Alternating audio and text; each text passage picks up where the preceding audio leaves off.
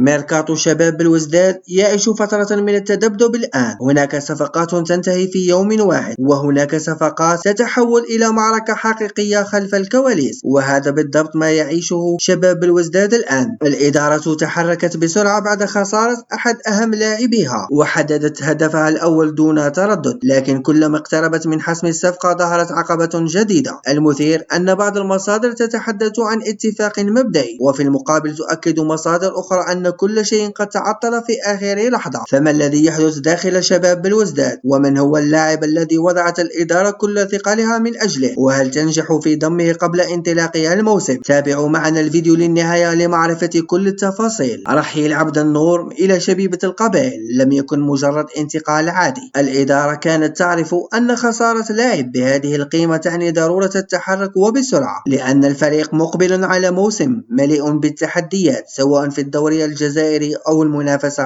الإفريقية. ميركاتو شباب بلوزداد بدأ يبحث عن لاعب يملك السرعة والمهارة والخبرة وقادر على تقديم الإضافة مباشرة. وبعد دراسة عدة أسماء استقر الرأي على لاعب يعرفه الجميع ويعرف الدوري الجزائري، إنه كوسيل بوعليا لاعب الترجي الرياضي التونسي. فبحسب عدة تقارير إعلامية جزائرية وتونسية، أعادت إدارة شباب بلوزداد فتح قنوات الاتصال مع الترجي الرياضي التونسي من أجل التعاقد مع كوسيل بوعليا خلال الميركاتو الصيفي. اللاعب يعتبر من أولويات المدرب نبيل معلول، الذي يرى أنه قادر على منح الفريق حلول هجومية جديدة خاصة بعد رحيل إيهاب بالحسيني. لكن السؤال الذي يطرحه الجميع، إذ كان اللاعب بهذا الأهمية لماذا لم تحسم الصفقة حتى الآن؟ من بين الأسباب هو المفاوضات بين الناديين. التقارير تشير إلى أن الترجي لا يرفض بيع بوعليا، لكن ينتظر عرضا ماليا أفضل قبل إعطاء الضوء الأخضر. بمعنى آخر، إدارة شباب بلوزداد مطالبة بتحسين عرضها